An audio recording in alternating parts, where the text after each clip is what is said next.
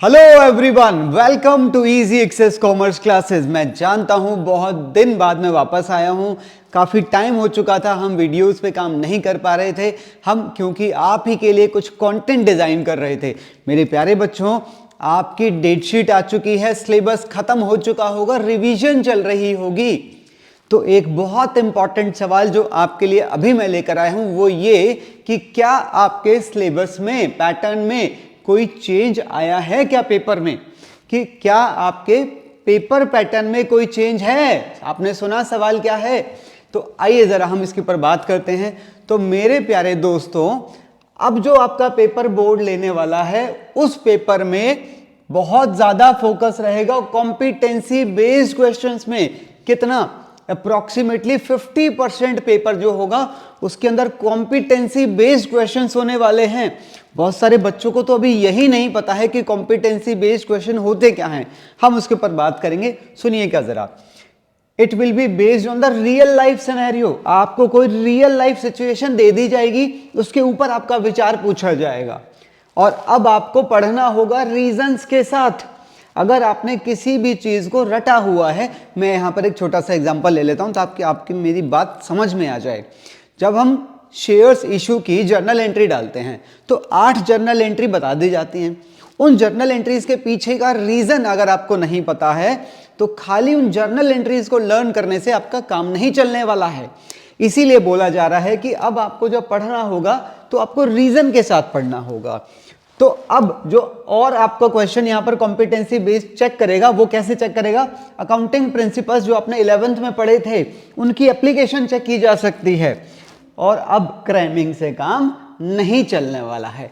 तो ये जो है ये पूरा सिस्टम कहलाता है कॉम्पिटेंसी बेस्ड क्वेश्चन। तो इसके अंदर मैं आपको थोड़ी और बातें भी बताता हूं, आओ मेरे साथ।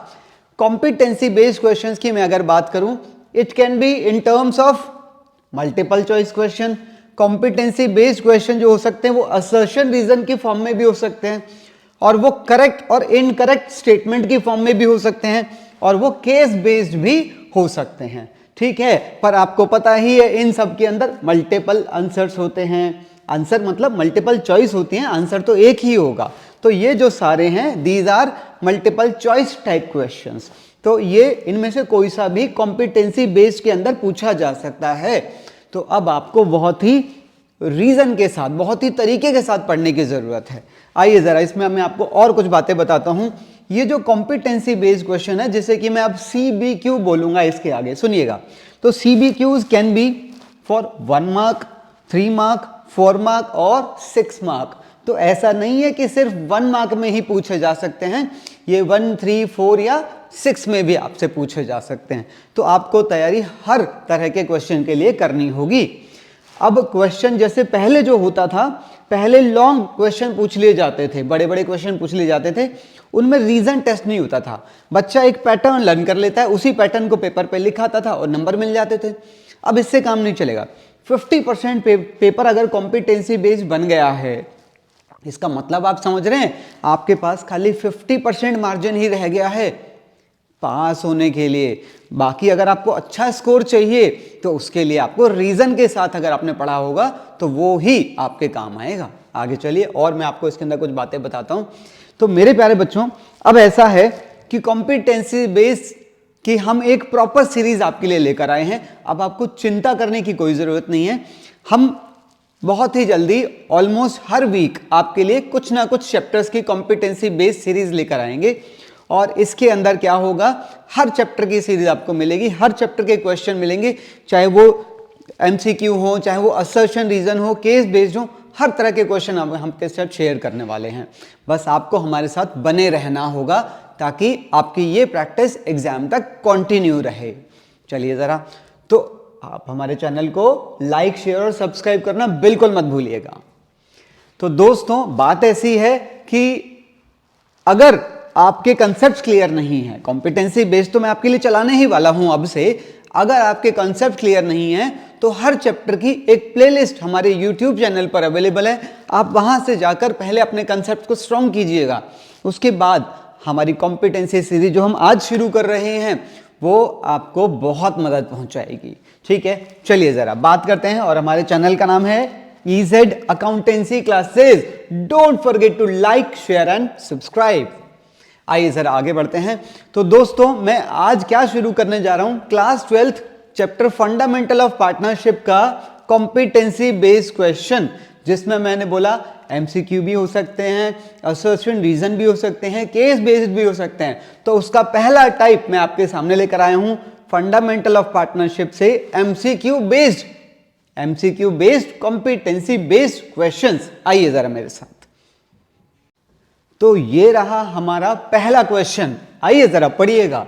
जेठा जो कि मैनेजर था, he was drawing a salary of ₹20,000 per month. उसे 20,000 रुपए की सैलरी मिलती थी हर महीने और वो मैनेजर था। उसको पार्टनर बना लिया गया है 1 अप्रैल 2024 से और ये बोला गया कि आपको बिजनेस मैनेज ही करना है, पर अब आप पार्टनर होंगे, मैनेजर नहीं होंगे। और पवन जो कि हमारे बिजनेस में असिस्टेंट मैनेजर था, हम उसे सैलरी दे रहे थे 10,000 रुपए की और पवन को जॉब से निकाल दिया गया है और पवन की सैलरी भी जेठा की सैलरी में ऐड कर दी गई है। तो जेठा की जो सैलरी है वो हो गई है अब 30,000 पर मंथ। क्वेश्चन क्या पूछा गया है, salary paid to Jetha will be debited to which account. तो इसमें आपका क्या आंसर रहेगा? जो सैलरी अब हम जेठा को देने वाले हैं उसके अंदर जेठा की पुरानी सैलरी और जो सैलरी हम पवन को देते थे जो कि फर्म का असिस्टेंट मैनेजर था, वो सैलरी भी जेठा को दी जाएगी। तो जेठा को टोटल मिलने वाले हैं 30,000 पर मंथ। तो क्वेश्चन इज, उसको जो सैलरी दी जाएगी वो कौन से अकाउंट में डेबिट की जाएगी? आपको फटाफट अपना जवाब मुझे भी भेजना होगा। तो इसका आंसर है P&L एप्रोप्रिएशन अकाउंट, क्योंकि अब वो पार्टनर बन चुका है। तो जो टोटल सैलरी है वो P&L एप्रोप्रिएशन अकाउंट के अंदर शो की जाएगी। तो बच्चों ये है आपका सेकंड क्वेश्चन। आइए जरा देखिएगा। भारत और भूषण उन्होंने बिजनेस शुरू किया 1 जुलाई 2023 को, यानी कि बिजनेस यहां पर शुरू किया होगा। अप्रैल, मई और जून यहां पर बिजनेस एग्जिस्ट नहीं कर रहा था और उन्होंने कैपिटल्स लगाई हैं 3 लाख रुपए और 2 लाख रुपए की। भारत ने कुछ पैसे निकाले, स्पेसिफिक अमाउंट वो बता नहीं रहा कितना निकाला है, वो हर कब निकालता था? Eight the end of every quarter, her quarter के एंड पे कुछ पैसे निकालता था। तो बेटे उसने पहली बार पैसा यहां निकाला होगा क्योंकि पहला क्वार्टर यहां पर एंड हुआ है, जो कि जुलाई, अगस्त और सितंबर होगा। फिर अक्टूबर, नवंबर और दिसंबर, तो उसने दूसरी बार यहां पैसा निकाला होगा। फिर जनवरी, फरवरी और मार्च के एंड में यहां पर पैसा निकाला होगा। तो टोटल उसने 3 बार x रुपीज निकाले, ऐसा हम मान लेते हैं। तो टोटल उसने 3x रुपीज निकाले। और क्वेश्चन में रेट ऑफ इंटरेस्ट कितना दिया है? 10/100 दिया है, इनटू आप यहां पर मल्टीप्लाई करते हैं टाइम अपॉन 12, जो कि होता है एवरेज पीरियड। और इसके अंदर इंटरेस्ट की वैल्यू कितनी दी हुई है? 540, इतने रुपए का इंटरेस्ट टोटल चार्ज हुआ है। क्वेश्चन में मांगा क्या है? Amount of quarterly drawings by Bharat, कि उसने कितना पैसा निकाला। जो हमने यहां पर x एज्यूम किया है, x की वैल्यू उससे मांगी गई है। तो जब हम यहां पर एवरेज पीरियड कैलकुलेट करेंगे तो देखिए बेटा, पहली बार पैसा यहां निकला है, इसके बाद कितने महीने हैं टोटल? यहां पर बचे हैं 6 महीने, और आखिरी बार पैसा यहां निकला है, इसके बाद कोई टाइम नहीं बचा है। तो जब आप यहां पर एवरेज पीरियड निकालेंगे तो दैट विल बी 6 + 0/2 यानी कि 3। तो इट विल बी 3/12। जब हम इसे सॉल्व करेंगे तो x की वैल्यू दैट विल बी 7200। तो इस तरह के क्वेश्चंस के पूछे जाने की संभावना बहुत ज्यादा है। This is a very important question which is competency based question. तो अब हम चलेंगे अपने अगले क्वेश्चन की तरफ। चलिए बेटा, यह है आपका तीसरा क्वेश्चन कॉम्पिटेंसी बेस्ड एमसीक्यू में। If the capitals are fixed, अगर हमारे बिजनेस में कैपिटल्स फिक्स हैं, pick the odd one out for capital account. इनमें से ऐसा कौन सा ऑप्शन है जिसका कैपिटल अकाउंट के साथ लेना देना नहीं है? कैपिटल अकाउंट कब? जब हमारी कैपिटल्स फिक्स हों। बच्चों मेरे आंसर का वेट मत करो, आप मेरे आंसर बताने से पहले अपना खुद का आंसर कमेंट्स में डालो और फिर कंपेयर करना, मैंने जो कहा और तुमने जो कहा क्या वो मैच कर रहा है। आइए जरा देखते हैं। तो क्वेश्चन है pick the odd one out for the capital account if the capitals are fixed. तो देखिए जरा, opening capitals these are shown in partners capital account, Drawings of capital, these are also shown in the partners capital account. Capital introduced यानी कि additional capital, this is also shown in the partners capital account. But this option, drawings against profit, this is shown in partners current account. So this is the odd item that will not appear under partners capital account. तो अब हम बढ़ेंगे अपने अगले question की तरफ. चलिए एक और क्वेश्चन, और मैं दावे के साथ कह रहा हूं आप इसके अंदर गलती करेंगे, इसीलिए ध्यान से सुनना मेरी बात को और मेरे सवाल का वेट नहीं करने का है. आप अपना आंसर मेरे बताने से पहले दो, तभी तो मजा आएगा कि तुम्हें कितना पता है. उसी हिसाब से तुम अपनी तैयारियों में लेवल अप डाउन कर लेना. आओ जरा देखते हैं. कह रहा है रमन और हरीश दो पार्टनर्स थे और उनकी कैपिटल्स कितनी थी? 5 लाख ईच. कह रहा है दोनों की कैपिटल 5-5 लाख रुपए थी. Their current accounts did not have balances. कह रहा है उसके करंट अकाउंट में, जो दोनों पार्टनर्स थे उनके करंट अकाउंट में बैलेंसेस नहीं है. समझना जरा बात को. कह रहा है हरीश ने 15,000 रुपए का स्टॉक ले गया, वो अपने घर ले गया फॉर हिज ओन यूज, अपने पर्सनल यूज के लिए. ये ड्राइंग्स हैं, हाँ या ना? ये ड्राइंग्स हैं. कह रहा है 15,000 रुपए का क्या होगा? 15,000 रुपए का क्या होगा? सुनना option. These will be debited to the Harish capital account, option 1. Option 2, these will be credited to Harish current account. Option 3, these will be debited to Harish current account. Option 4, none of the above. एक बात तो पक्का है, क्योंकि उसने drawings की हैं और जो ड्राइंग्स हैं वो कैपिटल अकाउंट में या करंट अकाउंट में डेबिट साइड पे शो होते हैं. ये तो आपको पता है. यहाँ मुद्दा ये है कि वो कैपिटल अकाउंट में आएंगी या करंट अकाउंट में आएगी. सोचो जरा, विचार करो इसके बारे में. वो कैपिटल अकाउंट में आएंगी कि करंट अकाउंट में आएंगी? बच्चा इसके अंदर क्या गलती करेगा? बच्चा देखेगा अच्छा उसके करंट अकाउंट में बैलेंस नहीं है, मतलब उनके करंट अकाउंट है ही नहीं, तो वो क्या करेगा? वो इसे कैपिटल अकाउंट में डेबिट कर देगा. तो बच्चा इसका आंसर ये करके आने वाला है. मेरे दोस्तों, वो कह रहा है करंट अकाउंट का बैलेंस निल है. वो ये थोड़ी कह रहा है कि करंट अकाउंट है ही नहीं. करंट अकाउंट है पर उनका बैलेंस निल है. तो इसमें जो आपका आंसर है दैट विल बी सी. तो अब हम बढ़ेंगे अपने अगले सवाल की तरफ. आइए चलिए एक और क्वेश्चन आपके लिए ये रहा. एडजस्टिंग एंट्री, सुनना ध्यान से पढ़ने का है. एडजस्टिंग एंट्री कह रहा है, adjusting entry for remuneration of ₹96,000 to a partner. आपको पता होना चाहिए रेम्युनरेशन का मतलब होता है पार्टनर को जो हम सैलरी देते हैं, सैलरी देते हैं, इंटरेस्ट ऑन कैपिटल देते हैं, कमीशन देते हैं. याद होगा ना? चलिए जरा. कह रहा है पार्टनर को जब हम सैलरी देते हैं 96,000 की सैलरी देनी है, उसकी एडजस्टिंग एंट्री क्या होगी? तो बेटा इसकी जो जर्नल एंट्री होगी that will B partner salary वो डेबिट की जाएगी और पार्टनर का कैपिटल अकाउंट वो यहां पर क्रेडिट किया जाएगा. सो द आंसर इज ऑप्शन ए. एक बार बाकी ऑप्शन भी पढ़ के देखते हैं जरा, सुनिएगा.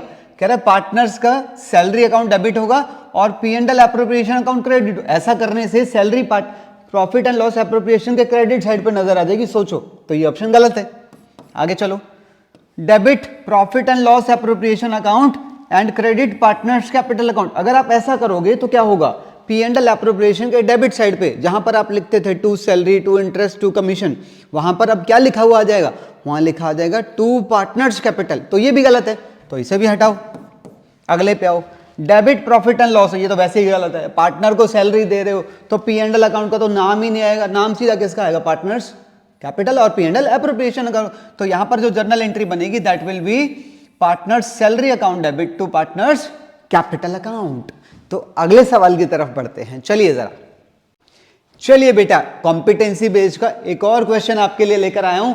बेटा कॉम्पिटेंसी कई बार मैं बोल रहा हूं, इसीलिए बोल रहा हूं क्योंकि आपके पेपर में 80 में से 40 नंबर का पेपर कॉम्पिटेंसी होने वाला है. मजाक नहीं है. समझने का प्रयास करो, कोशिश करो यहां पर कि कॉम्पिटेंसी किस तरह के क्वेश्चन होते हैं, उसके अंदर क्या डिफरेंस है.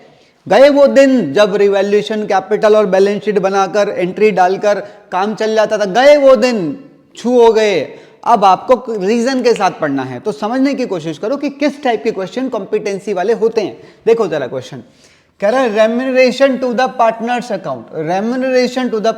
Account, it is closed by. कह रहा है हम उसे कैसे क्लोज करते हैं. हमें पहले ये तो पता होना चाहिए होता क्या है. जब हम पार्टनर को सैलरी देते हैं, इंटरेस्ट देते हैं या कमीशन देते हैं, वो तीनों हम पार्टनर को ऑफर ही तो करते हैं, तो उसमें से सैलरी की बात यहां पर हो रही है। कह रहा जब हम पार्टनर को सैलरी देते हैं तो उसकी जर्नल एंट्री क्या होती है, सोचो जरा, उसकी जर्नल एंट्री होती है partners salary debit to partners capital. तो वो जो अपने पार्टनर्स सैलरी अकाउंट डेबिट किया है वो हमारी फर्म के लिए खर्चा है, और खर्चा यानी कि नॉमिनल अकाउंट, तो नॉमिनल अकाउंट क्लोज हो जाते हैं। अब क्योंकि ये पार्टनर का आइटम है, एक पार्टनर से जुड़ा हुआ आइटम है, तो ये P&L एप्रोप्रिएशन में जाके क्लोज होगा। तो इसकी क्लोजिंग एंट्री पूछी गई है, इसकी क्लोजिंग एंट्री होगी P&L appropriation account debit to partners salary, यानी कि सैलरी का नाम बस यहाँ पर रेम्यूनरेशन रखा गया है। तो बेटा इसका करेक्ट आंसर क्या होगा, C. This account will be closed by transferring it to the debit of P&L appropriation account. So this is the correct answer. तो अब आपको इसी तरह के रीजंस के साथ सोचने की आदत डालनी होगी। आइए जरा अगले क्वेश्चन की तरफ चलते हैं। तो बच्चों अभी तक जो मैंने आपको हिस्सा कराया वो था फंडामेंटल ऑफ पार्टनरशिप में एमसीक्यू बेस्ड कॉम्पिटेंसी वाले क्वेश्चन। अब मैं आपको कराऊंगा फंडामेंटल ऑफ पार्टनरशिप में असर्शन रीजन वाले कॉम्पिटेंसी बेस्ड क्वेश्चन। आओ जरा मेरे साथ, देखो जरा पहला क्वेश्चन क्या कह रहा है। पहला क्वेश्चन क्या कह रहा है, कह रहा है भारत जो कि एक पार्टनर है फर्म में, और फर्म में पार्टनरशिप डीड नहीं है, उसने 5 लाख रुपए का लोन दिया था फर्म को।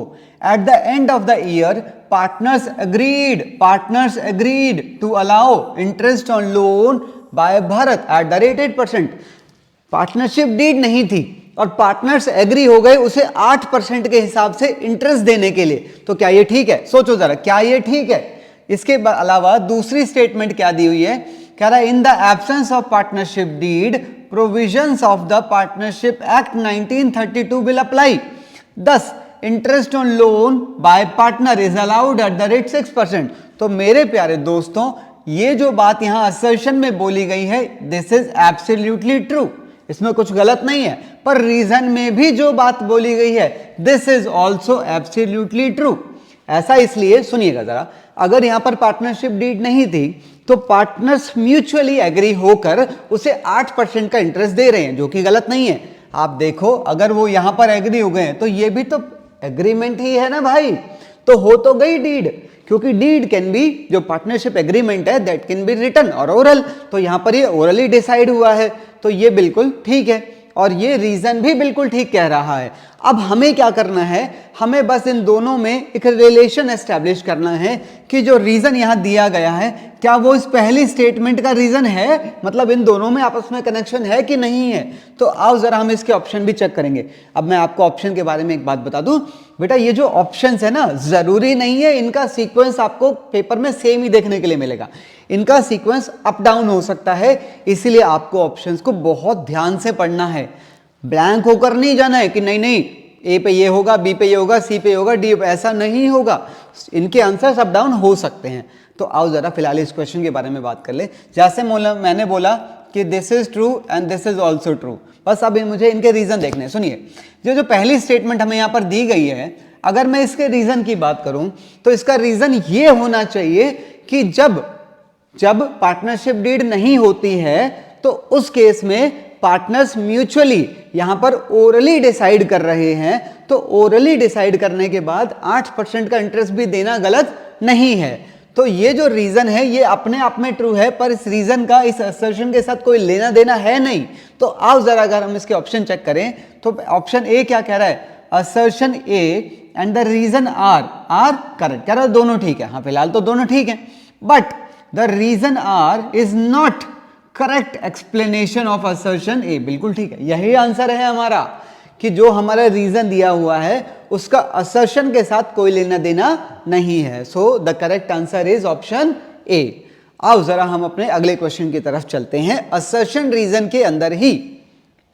चलिए बेटा असर्शन रीजन का एक और क्वेश्चन ट्राई करते हैं, थोड़ा वार्म अप होता रहेगा, इसी तरह से आगे बढ़ते रहेंगे।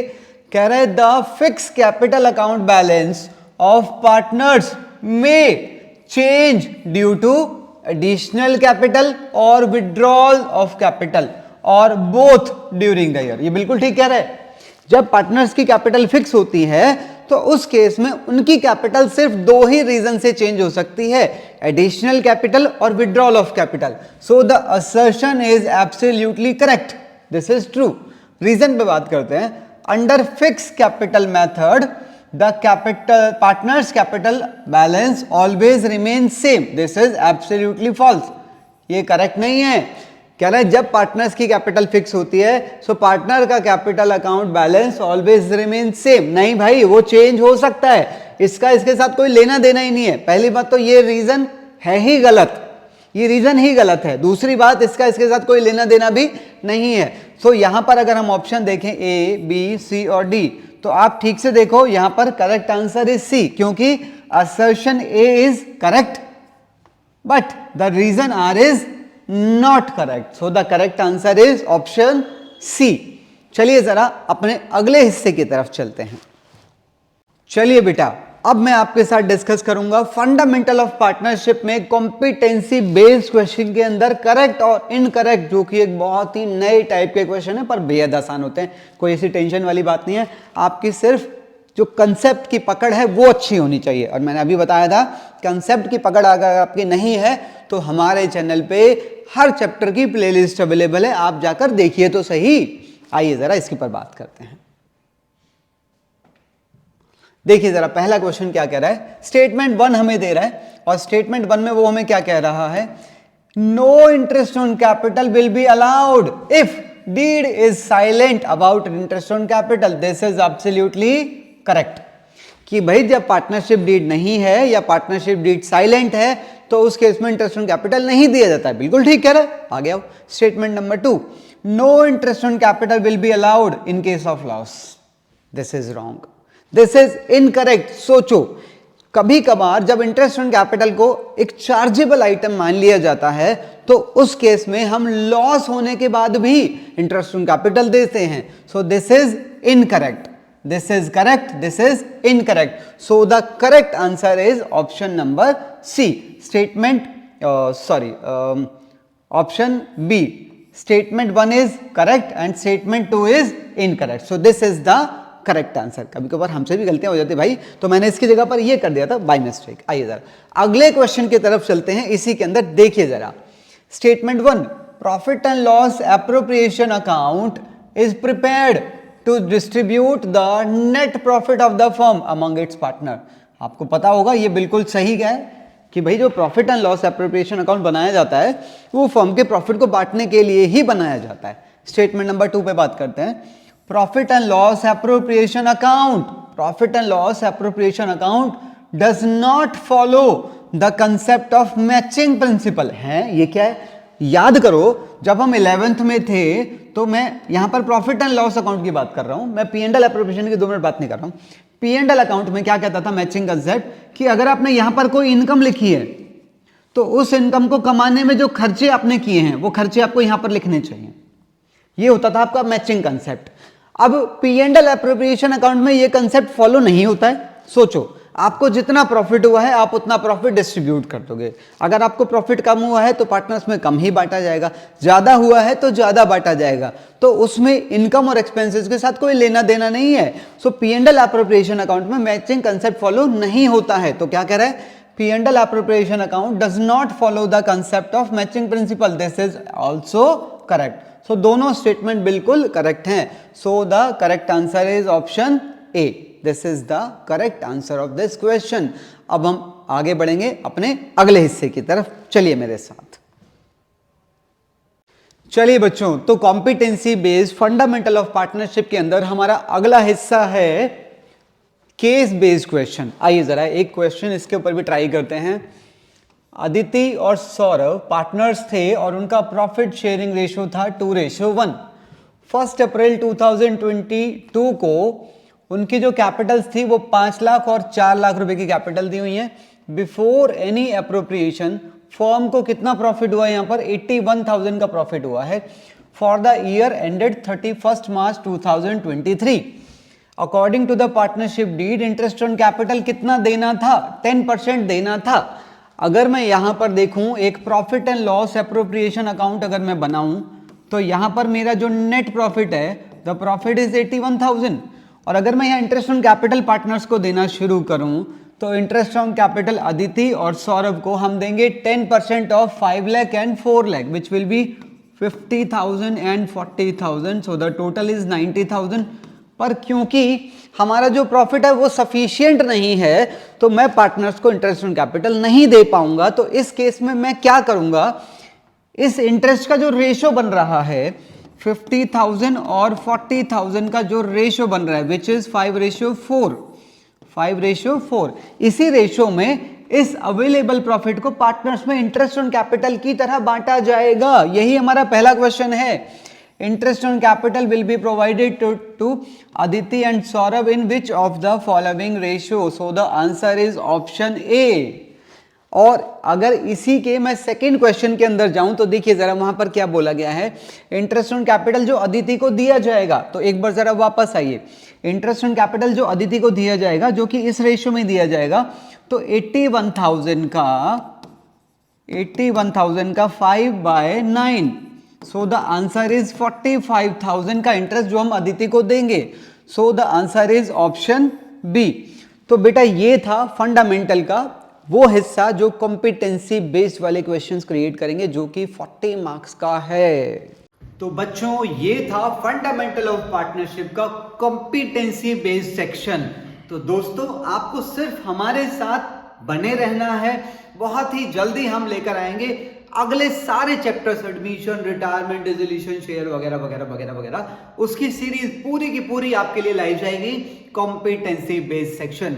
मैं बहुत ज्यादा फोकस कर रहा हूं इसके ऊपर क्योंकि 40 नंबर बहुत होते हैं दोस्तों, कम नहीं है। वहीं जाकर पता लगेगा पेपर के अंदर कि 40 नंबर की क्या इंपॉर्टेंस है। तो आप सिर्फ हमारे साथ जुड़े रहिएगा, आपका कॉम्पिटेंसी बेस्ड सेक्शन पूरा का पूरा क्लियर कर दिया जाएगा। Till then good bye.